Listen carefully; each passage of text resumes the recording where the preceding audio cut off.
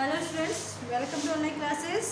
हम हिस्ट्री का chapter glorious India पढ़ रहे थे फ्रॉम द बिगनिंग ऑफ 1206, जिसमें हमने महाजनपद के बारे में पढ़ा था। अब आती है मेजर जनपद ऑफ राजस्थान, यानी राजस्थान की मेजर जनपद। सबसे पहली है जांगल,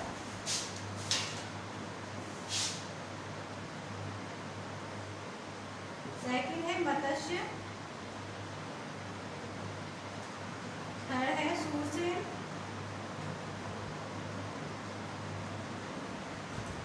फोर्थ है शिवी,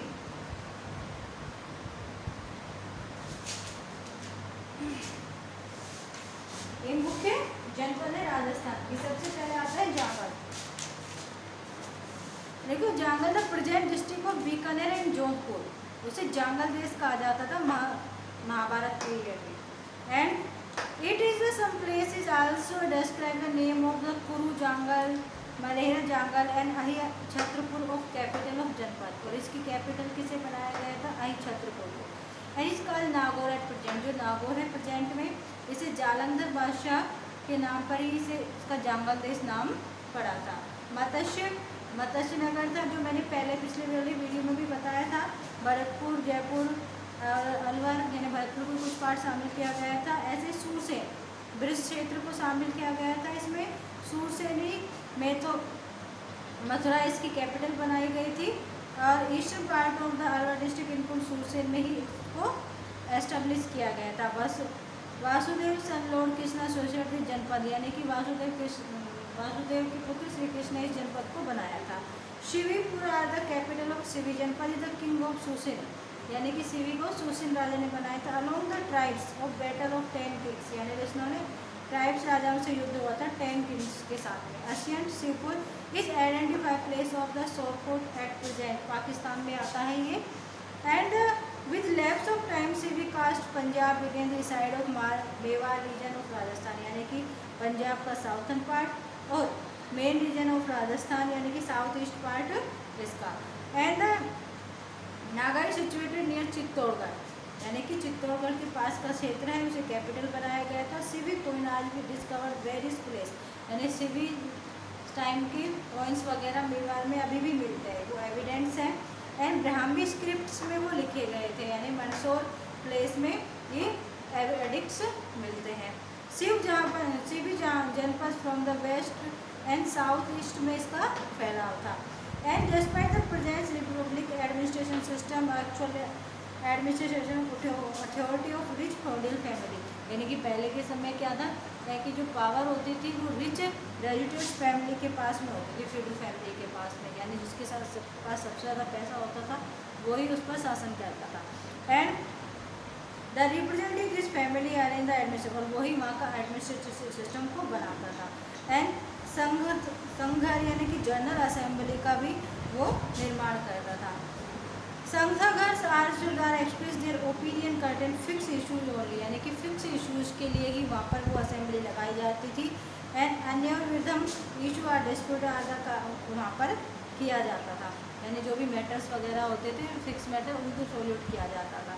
एंड सबसे ज़्यादा बिगेस्ट ऑर्गेनाइजेशन था इस जनपद का शिवी जनपद। एंड जैसे जैसे समय बीता रिपब्लिक डिलाइन हुआ, म्यूचुअल डिफिकल्टीज के दौरान several groups of mutual misunderstanding के तहत ये छोटे छोटे भागों में बट गया। And the contemporary monarchy system, आज जो समकालिक मोनार्ची उसका डिलाइन हो गया। उसके बाद में अब आप प्रेजेंट की बात करें तो आप कौन सा सिस्टम चलता है? डेमोक्रेटिक सिस्टम चलता है। अब आता है मौर्य, शुंग, सातवाहन, गुप्ता, वर्धमान, पाल, राष्ट्रकूट, प्रतिहारा, चोला, पल्लवा, चालुक्य डायनेसिटीज, ये मुख्य डायनेसिटीज हैं जो उस समय में शासन करती थी। सबसे पहले आती है मौर्य डायनेसिटी। अगर 1/16 महाजनपद की बात करें, इसमें मगध है, वो इस डायनेसिटीज पीरियड यानी कि हरियाणा डायनेसिटी पासिस टाइम, यानी कि हरनेक डायनेसिटी का जब टाइम निकल गया था उसके बाद में मगध को दोबारा से एस्टेब्लिश किया, उसके ही कंट्रोल में पूरा नॉर्थ इंडिया था मगध के। एस्टेब्लिश ऑफ मौर्य डायनेसिटी, अब देखो इसकी स्थापना कैसे हुई। देन अराउंड 326 BC की बात है। Despotic rule of Nanda dynasties, यानी जो नंदा डायनेसिटी के शासक थे धनानंद, इस rule of the royal throne, यानी कि मगध के वो राजा थे। At the time north west India is the terrified of Alexander invention, लेकिन जो नॉर्थ वेस्ट इंडिया था वो किसके अधीन था, अलेक्जेंडर के अधीन। And subject are suffer the side of दिया, इसकी वजह से बहुत सारे राजाओं को सफ़र करना पड़ा था। And dissatisfied the due of the extortion of the tax, लेकिन बहुत सारे राजा लोग थे जो मगध के जो साम्राज्य के धनानंद थे उससे डिससेटिस्फाइड थे, क्योंकि उन्होंने जो टैक्स वगैरह लगा रखे थे लोगों पे वो बहुत ज़्यादा थे। This condition is need of such person, इस वजह से मगध के जो लोग थे एक ऐसे पर्सन की तलाश थी जो आइडियल हो, जो उनके लिए शासन करे और उनके लिए काम करे। And in the one time, उसी समय की बात है, Kautilya student Chandragupta emerge the political empress of India, यानी कौटिल्य का स्टूडेंट था चंद्रगुप्त, यानी आचार्य चाणक्य का शिष्य चंद्रगुप्त मौर्य। उसने इस एम्पायर को स्थापित किया और मौर्य डायनेस्टी की स्थापना की। चंद्रगुप्त मौर्य यानी 322 से लेकर 298 BC तक की बात है। विद द हेल्प ऑफ गुरु कौटिल्य यानी चाणक्य की मदद से चंद्रगुप्त ने मगध का एम्पायर अपने अधीन किया था 25 की उम्र में। And the defeated of the Dhanananda he was the last Nanda ruler, और जो नंदा रूलर का लास्ट शासक था धनानंद, उसको डिफीट किया था। The through the exclusive of victory of the campaigning Chandragupta Maurya establish first plan of India, उसने अपना पहला विक्टोरियस कैंपेनिंग के माध्यम से चंद्रगुप्त ने पहला प्लान एस्टेब्लिश किया इंडिया के एम्पायर को फैलाने का। इन 305 BC की बात है। उसकी ग्रीक रूलर सेलुलस नेकोटस के साथ युद्ध हुआ। And entering of malign cellulose about the 500 elephant of Chandragupta surrounded eastern Afghanistan, यानी कि सेलुलस ने 5000 एलिफेंटों के सवार सैनिकों के साथ में चंद्रगुप्त को सराउंड किया ईस्टर्न अफगानिस्तान में। And Baluchistan region of west river of Indus, Chandragupta ने वहाँ उसे उस रीजन वेस्ट रीजन में अपने अधीन किया, वहाँ पे उनका युद्ध हुआ। द पार्ट ऑफ काबुल, हजरत and Kandahar, Baluchistan, Punjab, plain, Ganga and Yamuna, Bihar, Bengal, Gujarat, Vindhyachal, Vindhya and Kashmir include the great kingdom, एक महान साम्राज्य था।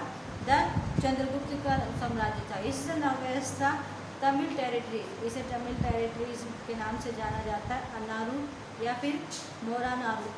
इन चंद्रगुप्त इस इन्वेंट इज आल्सो, चंद्रगुप्त ने इसका विस्तार किया, इन्वेंट किया इसको।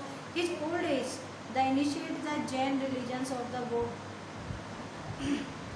भद्रबहु इन 298, लेकिन जब ओल्ड एज में आया तो उसने कौन से धर्म को, जैन रिलीजन्स को, भद्रबाहु को इनिशिएट किया।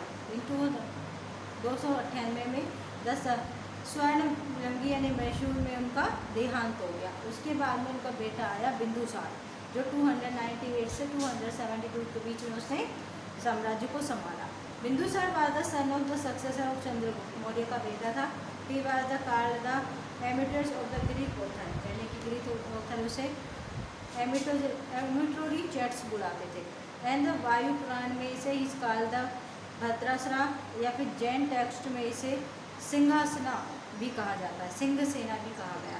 ही conquered the distance south India region को इसने अपने अधीन किया और मगध एम्पायर का विस्तार किया। According to the Divyananda Sanskrit ethology के अनुसार बुद्धिस्ट टेले यानी कि जो बुद्धिस्ट कहानीकार थे उनके अनुसार 2 रिवोल्ट्स हुए थे Takshashila during this crest of this of river, तो तक्षशिला इसका मुख्य कारण रहा था। फर्स्टली अट्रैक्शन रहा था। Firstly Ashoka and his elder brother Susim was sent, Ashoka और उसका बड़ा बेटा उसे वहाँ भेजा गया। And royal court of Bindusara को Greek ruler of the artist are appoint a person of the, यहाँ मुझे एम्बेसडर चुना गया, ग्रीक रूलर था एक, उसे उसका एम्बेसडर बनाया गया। एंड पेटोलमी सेकंड इजिप्टियन राजा था जो एम्बेसडर के नेम से बिंदुसार कोर्ट में आया था।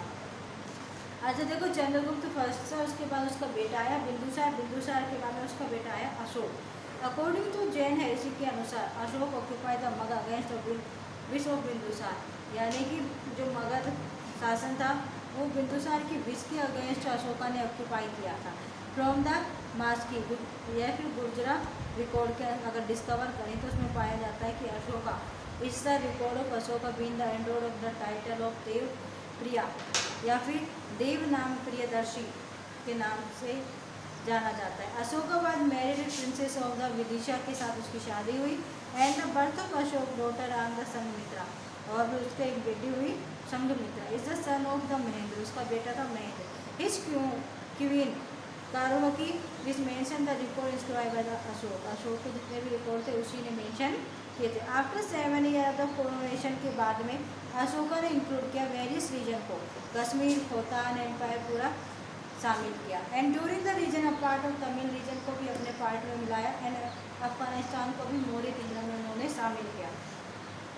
एंड इज 8 ईयर कोरोनेशन, उसके बाद में जब 8वें साल में his Ashoka invent the Kalinga, उसने कलिंगा को भी इन्वेंट करने की कोशिश की तो 261 BC में। लाखों पीपल थे, उसमें लाखों लोग मारे गए। The one the basis of the Hatim गुफा रिकॉर्ड, यानी कि हाथिम गुफा रिकॉर्ड है, उसके अनुसार ये पता लगता है।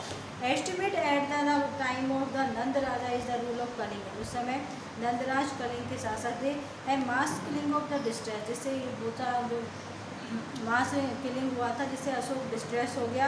एंड नेवर डज भी, उसने कभी भी भविष्य में यानी विपन्न हथियार उठाने के लिए मना किया था। And Dhauli is the made of capital of Kalinga, Dhauli उसकी कैपिटल बनाई गई। एंड द मगध किंगडम का विस्तार किया। Under the influence of the श्रावंश Nigrodha are the Upagupta are अशोकवाद इनिशिएट, उनको इनिशिएट किया गया बौद्धिस्ट अडोप्ट। उसके बाद में अशोक ने बौद्धिस्ट को अपनाया। And Dhamma Ghosh institute of किया एंड द भेरी घोष चला गया, यानी उसके बाद में उसने बौद्ध धर्म को अपनाकर वार वगैरह को त्याग कर अपना सन्यासी जीवन बिताना शुरू किया। According the Kanha Raj Tarangini book के अनुसार अशोकवाद विश्व, यानी कि वो एक शिव का भी भक्त था, वर्शिपर था, शिवा का बिफोर अडोप्टिंग ऑफ बौद्धिस्ट, यानी बौद्ध धर्म अपनाने से पहले वो शिव का उपासक था। His become disciple of the Moggaliputta ईशा के अनुसार एंटर लाइफ उसने एड्रेस हिल की पहाड़ी पर बिताई, एक गुफाओं में जिसमें 4 गुफाएं बनी हुई थी, वहाँ पे उसने अपना पूरा जीवन बिताया। सुदामा, छापर, विश्ववाज, भक्ति एंड करना, ये 4 गुफाओं को नाम दिए गए थे। ही परफॉर्म द रिलीजियस ट्रैवल, उसने बहुत सारे रिलीजियस ट्रैवल भी किए थे, बोध गया गया था 10th ईयर में। एंड कोरोनेशन ऑफ लुम्बिनी यानी कपिल वस्तु में 20th ईयर में पहुंचा। And it now as the रोमांदनी रिकॉर्ड के अनुसार reduce the rate of tax, उसने टैक्सों को कम किया था। 1616 Chola, Chera, Pandya, Kerala are describe the 4 neighbouring independence state थे उसके, जिसकी इंस्क्रिप्शंस मिलती है अशोका के बारे में वहाँ पे। And the minor rocks and edict are associated with coronation and Ashoka has describe himself बौद्धिक साक्ष्य, और उसने बाद में अपने रॉक्स एडिक्ट्स के द्वारा हमें अशोक के बारे में पता लगता है, उसके बारे में बौद्ध साक्ष्य के बारे में पता लगता है, यानी कि अशोक की पूरी हिस्ट्री हमें रॉक एडिक्ट्स के बारे में, रॉक स्क्रिप्ट के बारे में, यानी चट्टानों को जो लिखा जाता है इंस्क्रिप्शन पहले, उसके बारे में सारी चीज़ें वहाँ से पता लगती है। जो उसकी 4 गुफाएँ थी जो लास्ट समय उसने अपने पहाड़ के ऊपर बनी हुई गुफाओं में निकाला था, वहाँ से इस सब बारे में पता लगता है। अब आता है अशोक धर्म, ये हम कल पढ़ेंगे। Thank you.